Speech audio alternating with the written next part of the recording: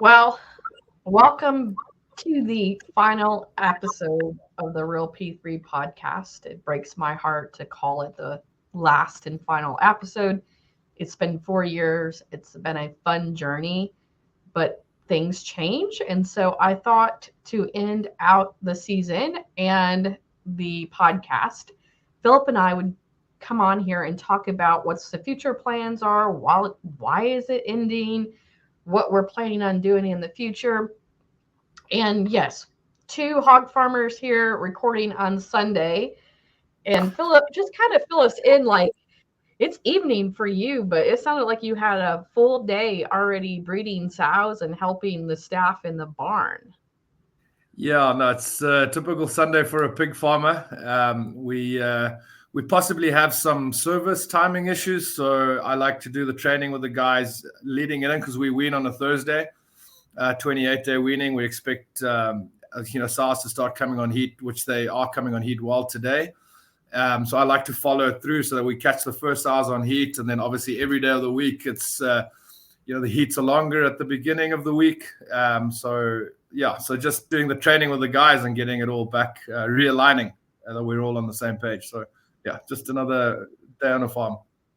Well, yeah, and I'm not necessarily on the farm, but just another day in the office. And everybody, as we're recording this is my birthday weekend, as I call it. Labor Day weekend is always what I like to celebrate, my birthday, and it fell on the weekend, but it was just a day of work, and I may even be working on Labor Day. So it's just what it is to be an entrepreneur, to be a farmer, and leading the lifestyle of trying to create awesome content for the industry. Philip, kind of Yeah. walk us through the last few months of participating in the Real P3 and what that has done for you professionally. I think it's been really interesting. So it's kind of gotten me to network a lot better, forced me to tap into what I call the Nuffield network, the scholarship that I got, and speak to really interesting people. And we've had conversations with people like from all over the world and different insights. Our focus has mainly been on resilience and agriculture, and actually something we mentioned now feeds right into that is like the pressure farmers are getting, like the working hours, the working days, and all of that feeding into isolation. So really interesting conversations. I feel I've benefited a lot. Like every time I talk to someone, I get my perspective challenged because it's a third world perspective, and generally talking to first world farmers, whether they're in the UK or in Canada or the USA. So yeah, just fascinating. And everyone has a story, and everyone has, I feel the ability to stand in front of a microphone and say something and potentially drop a gold nugget or share something or give us something that we can relate to. And I feel in effect lend strength, through an interesting network. So I've really enjoyed it and really benefited. And then again, you say ending, but I feel I used the word the other day. I feel more merging, like a multiplication of energy rather than a division of energy, because you are running more than one sort of social media and recording place. So I'd like to say it's channeling rather than ending. Well, I would say yes. This channel is probably ending, but my passion and my purpose that God's created me to be is not ending. We're just changing it. And let's go back to the beginning of the Real P3. And I asked you to talk about how this has helped you grown as a pork professional, because the Real P3 was the three P's: problems, pigs, and producers was the three reasons. And real, because that came up in the conversation every time I listened to Willem and Philip talk about it, that was the word, was problems. And we're really, as tech service and managers, we're problem solvers. And that's what my world as a tech service person feeds on. Is nutrition may be part of the solution or it may not, but really I'm a problem solver. And that was the start of the Real P3. The great thing is when we started the podcast, it was COVID. So people were in their offices, they weren't out. So being able to interview people all over the world was quite accessible. And people crave to hear from others, right? They wanted to talk to other people because of the challenges we were all going through. So the accessibility to get to people to interview was a lot easier. And secondly, people were listening a lot more because they had extra time. And through this opportunity, I have met wonderful people all over the world in hog production. And obviously, I write in Pig Progress so people around the world can read my columns. But this was the first time that I was able to interact with them and interview them. And like you said, learn that little nugget, right? That I could take from every interview and apply to life, business, or pork production. And it was very rewarding. Since COVID, we're all really busy. My global partners, Pig Progress went a different direction. And Willem and Philip are busy running their businesses and growing their team and things. And I'm doing the same thing. And pork producers aren't listening to our podcast as much because I think there's so much good content out there by other companies. We were not the first, but right after us, a lot of companies and people decided to start doing more podcasts. So it's really grown in popularity. But I've tried to take the Real P3 in a different direction and say, hey, this is going to be my animal nutrition channel. And I'm going to give the platform to Philip because I think resilience is really important. And I didn't know where to put you on my platform because I thought you were invaluable.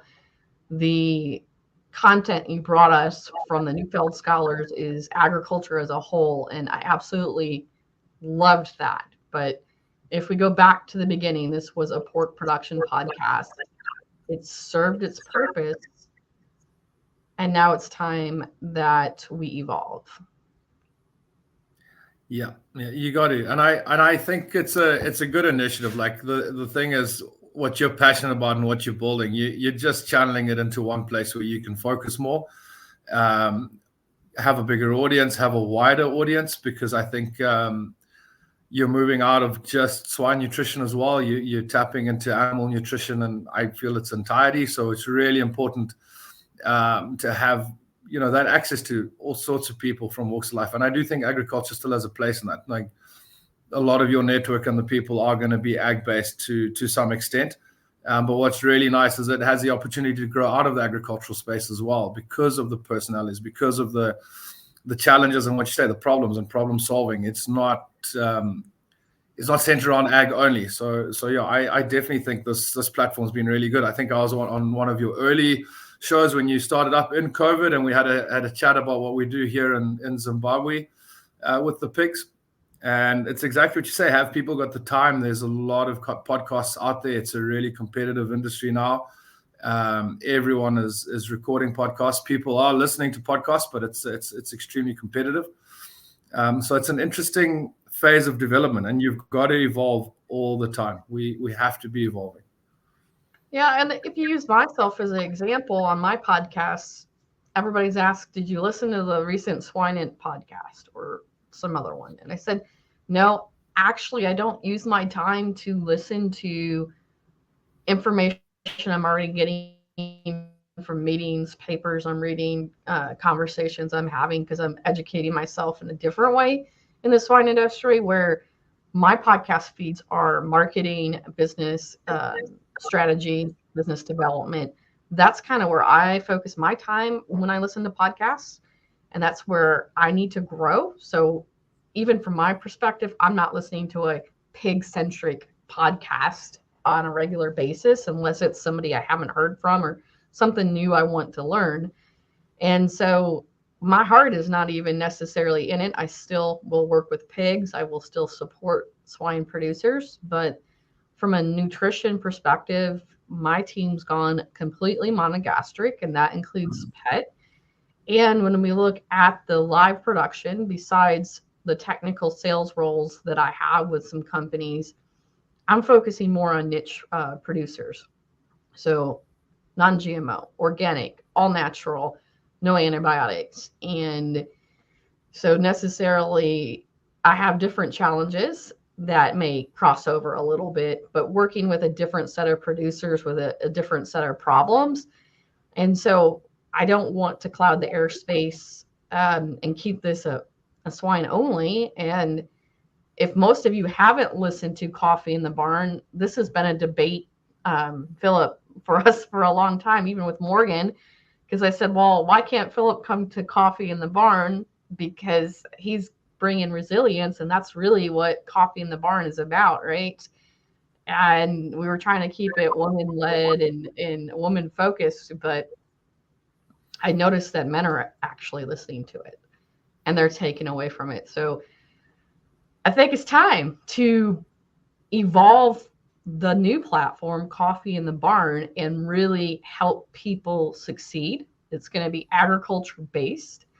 It's going to be professional development, helping working parents or working people thrive. And we're going to cover a variety of topics of leadership, strategy, personal development strategy.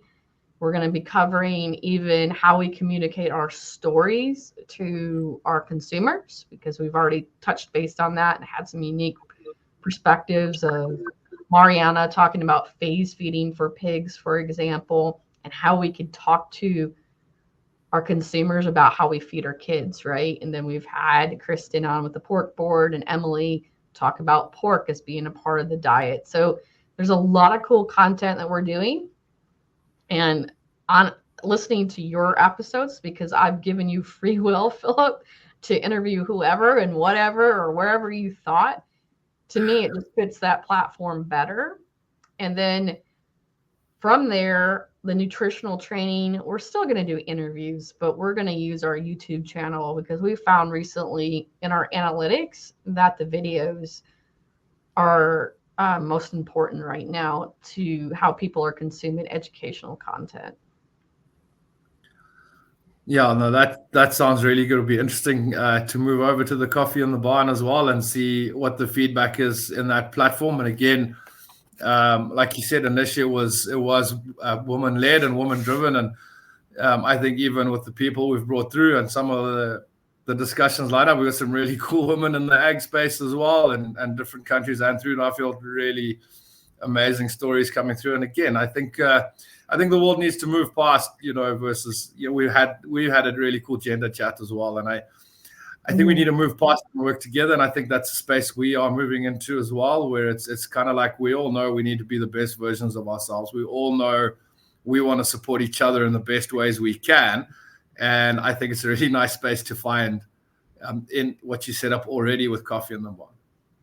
Yeah, and I can't talk about, there's some negativity, especially in ag and the older generations, and even in the world today, who a lot of companies who put DEI in, it's now taking it out. And I think maybe we took the wrong approach to it, and maybe it didn't work how we thought it would in corporate settings. But diversity, equity, and inclusion means everybody, right? And you've talked about your experiences of being a white male, but you're the minority in your country. And, I think we have to all realize that I want to have diversity. I don't want to limit it to, it's just working moms on my podcast. I want Philip, you're amazing at conversationalists to get people talking. I don't know. I mean, working with you, it's like you just put people at ease, and they're going to tell you stuff that they probably would normally not tell me. And shouldn't put on it. So I'm looking forward to it. And with that means I can step out and be the visionary more. And so that's something else really important to me, that Philip's going to hopefully be part of it if I can borrow his evening time as he works a full-time job. We are revising swine lingo. I've asked Philip to do a training session on that from a real day-to-day farm manager who leads like a huge team. So we are coming out with more trainings. I'm going to rely on Philip, because I imagine if I would have been like him as a farm manager, I would have been as successful as you. So I've even learned from you on that. So we are going to refocus on that part of our business as well as training and development. And that just feeds into the Coffee in the Barn, and then our YouTube channel that will have come out, and hopefully you'll see some guest appearances from Philip telling us how to manage a team for, reducing preemie mortality, like your 5 tips. Maybe we'll have some cool stuff there if I can steal an hour here of your free time that you're doing that every day, right? Well, we have our first 1 to 10 most important things in the farrowing barn, and that's colostrum, colostrum, colostrum, colostrum, colostrum, and 1 to 10. So well, there we go. We just ruined it. You gave that's always how we start the training. What's the most important thing in the farrowing house? Colostrum. And then we ask, what's the second most important? And everyone thinks it's colostrum. What's the third most important thing? We really drive the point home. Well, oh my gosh. Well, you just made the training way too easy then. Yeah, so the first 10 courses are done. Like we quickly put that one away. We'll start on 11.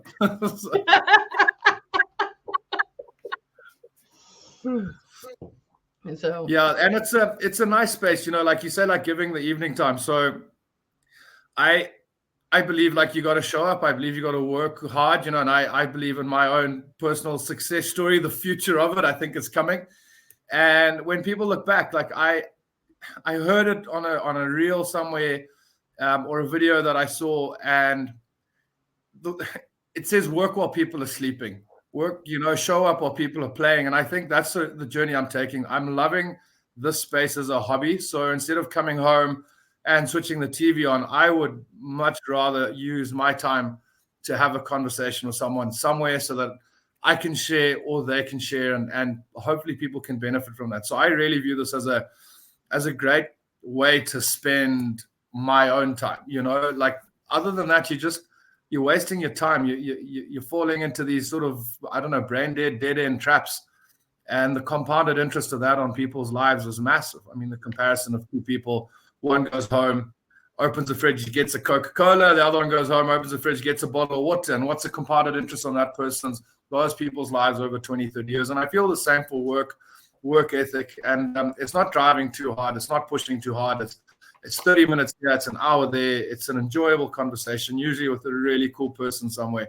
So yeah, I just really enjoy this space. Well, I would say, if you listen to my team, I've been anti-podcast. And I said, that's the podcast is what keeps me going. It's my fun. Yep. It's, I don't do everything to make money. I'm like you, I want to leave a legacy behind that maybe someday somebody listens to one of our episodes when we're dead, let's say, right? And really takes something from it and changes their lives. That's, why I'm here to create. You officially wrote a real book. I haven't written a real book since 5th grade, but I've written a lot, right? And we've even talked about, with our spare time and work while others are sleeping, to co-write an agricultural leadership book. So those are some fun things coming out that like we said, we both have the same ambitions to leave that legacy, to transform people's lives. And people may call me a workaholic. They may call me, I don't have good work-life balance, but I do find time. And my husband always says this, and he learned this early on. It's not about the quantity of time, it's the quality. And so if you're putting quality time in everything you do, then I think that's where the results show up. And a lot of times we think with work-life balance, it's like I have to spend 50% with my family, or 50% having fun and 50% work, right? It has to be equal. And like you said, this is fun for us. This is part of who we are. And obviously, we're going to change that and take that further. But as far as the Real P3, I don't really want to say problems is what started it. I want to change it to possibilities, and what can we all do and become, and what is possible. And so that's kind of where I'm evolving, and you'll find us over at Coffee in the Barn or the Animistics YouTube channel, most likely as well. And hopefully some training events and if all goes well, I get to come to Zimbabwe, hang out with the pigs, but go see that. Is it Victoria Waterfall that you showed me? Victoria Falls, yeah. One of the 7 wonders of the world, natural wonders. Yeah. That's definitely worth the. Yeah, I don't know, a bit of a diversion through Victoria Falls to the pig farm would be good. Or a post, right? I come work really hard,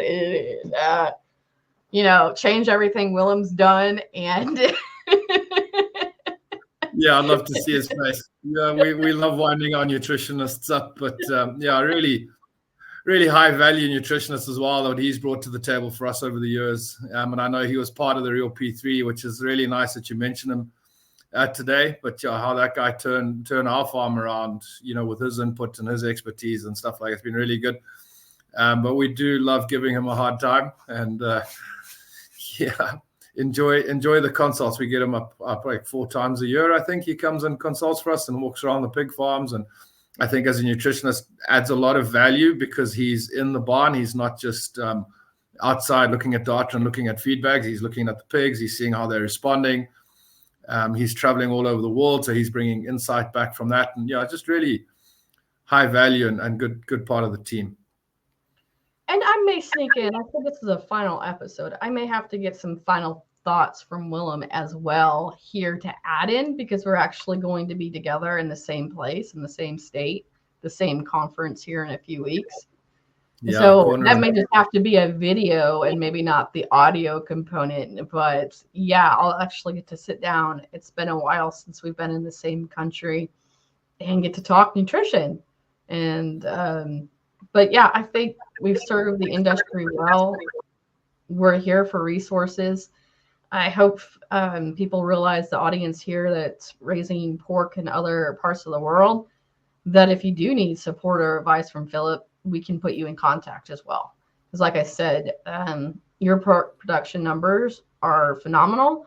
The fact that, training's at the top of your mind and you spend your Sunday there in the barn making sure you're training to lead to success, I think really shows your leadership style and things. And obviously, you can give tidbits to everybody else. I suggest you go back and listen to Philip's first interview way back when.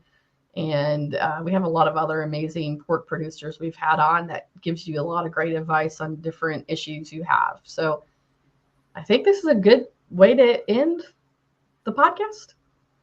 Yeah, no, it's been fun, yeah, and it's not the end, that's for sure. It's just the redirection of it.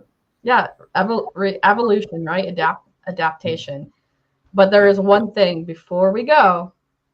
If you get a chance, hug a pig for me today. Yeah.